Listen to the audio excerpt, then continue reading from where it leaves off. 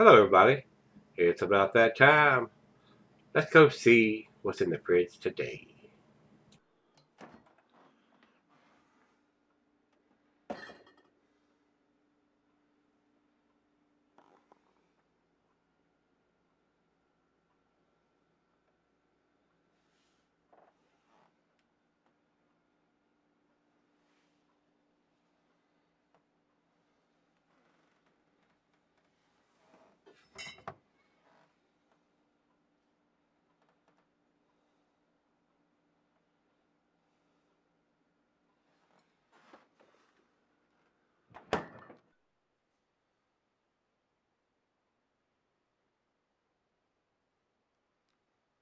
Hello, everybody.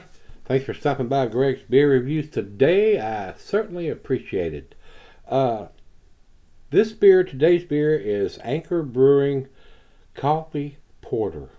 And Anchor's been around for a long time, guys. They've been brewing craft beers for a long time now. These guys are out in California. This is their American Porter. 6.7%. I think that's what it's got on the label here. Yes, it does. I'm assuming this was sent to me by Dave. I'm assuming this is a 2017 edition. I don't see any kind of dating or writing on it, but there may be something written on the bottle. I cannot see it with the beer in it. We'll take a closer look when I come back on the final chug and see if there's any kind of dating on it. Anchor has been, like I said, brewing beers for many years, guys. Probably one of the original craft beer brewing companies, and they're still doing it. So a lot of their beers I consider like transitional beers. They're trying to get people that are drinking, if you will, shitty beers uh, into something with a little bit better ingredients and a little more taste. So if you are drinking those crappy beers, step up to the plate. Drink something. Support the independent brewers and buy something with a little more taste. Something that's not made with rice or corn or any kind of adjuncts or crap that's been thrown in there to help them make more profits. Especially what Budweiser Miller Coors does.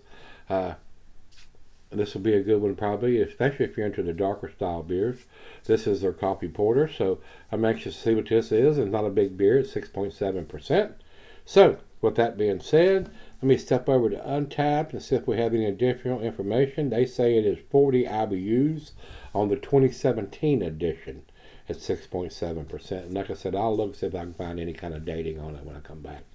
Other than that, it is time. So let me get the cap off of this bad boy. Little bit of hiss, not any smoke coming out. While I pour this, I'll tell you the cuisine is barbecue. The cheeses are buttery, brie, Gouda, Havarti, Swiss. General chocolate, dessert. Meat is beef, smoked meat, and grilled meat. Glasswire pint bacaronic tumbler mug, side down. I'm using my favorite tulip glass today, guys.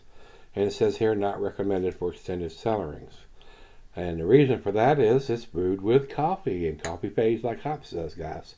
So hopefully it's going to have some kind of dating on it. We'll look when I come back. Poured that fairly aggressive, not much head, and not even covering the top of the beer. Over into the light. Let's see if we get some red rubbiness around the bottom. Just a slight hint of some red rubbiness down here. It's still pretty dark looking beer. Let's get it to the nose. I'm definitely getting the rich roasted malt. And maybe a faint hint of some coffee in there, guys. It's not espresso or Sumatra or any of that off-the-chain coffee. Not on the nose, anyway. Maybe some caramel or toffee or black molasses. And there might be a slight hint of some dark fruit in there, and that will probably come out as we let it warm up, which we will do. Smells good.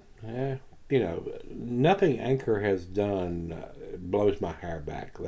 I do consider them like a transitional beer company, something that gets you off of any kind of macro that you're drinking into something with a little more taste. Well, let's do it. Cheers, everybody. Cheers, Dave.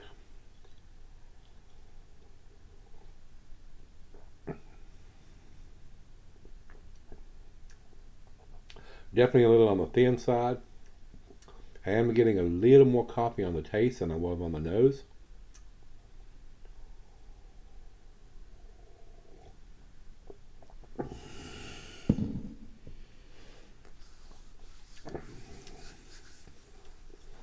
Seems to be a decent coffee porter.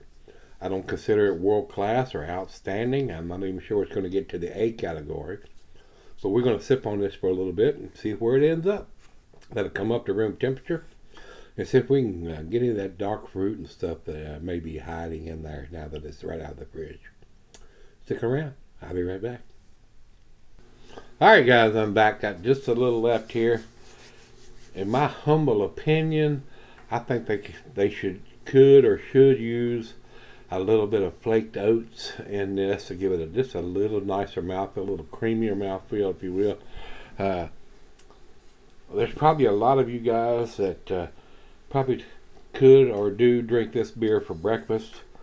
Looking at the bottle, I don't see any kind of vintage stamped on it or written on it anywhere with dark black writing or anything, so we're just assuming this is a 2017 edition. I'm not real sure. It's got a batch code of 7GY in the label here, which means absolutely nothing to me.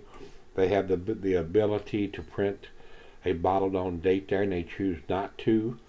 That sticks in my craw a little bit. They've been doing beers for a long time, and they have the ability and the money to print on a bottled on date, and they choose not to. Probably a reason why I would not buy this beer. When I pick a beer like this up and it has some kind of silly ass code on the back label instead of a bottled on date, I set it back up on the shelf, guys. I don't buy them. And I find, like I said earlier, I find their beers very transitional. And I'm not into transitional beers. I passed that threshold about 8 years ago. So probably not something I would pick up. But if you like a nice coffee porter, and you know how old the beer is you're buying, maybe that would be a reason to pick it up. I do not, and I would not probably buy this beer. But Dave sent it to me, and I'm obligated to review it, guys. And decent beer, but definitely not outstanding, and not even to the A category, in my humble opinion. Final chug.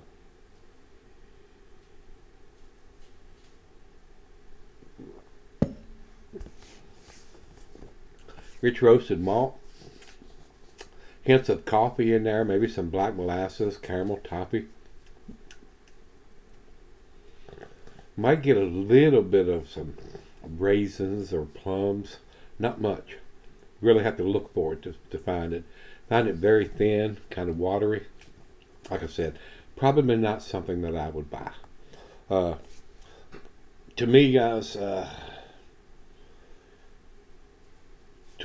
I think it's a B beer, and that's where I'm going to put it.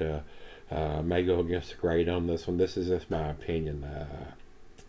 It's a B beer. I'm going to put it 85. That's where I'm going to put it. Over to Beer Advocate. Beer Advocate says 4 out of 5, which is in their A- range. And over to Untapped. Untapped has a 3.73, which is not even to their B plus category either. That's the top end of their B category. So going against the grade a little bit on this, and I think it's a B beer, guys. Like I said, these guys have the ability to print the bottle on date, and they choose not to. So I choose not to give it a better grade than I'm giving it. I would like to know that. Instead of printing 7GY on it, print the bottle date on it, guys. Step up to the plate.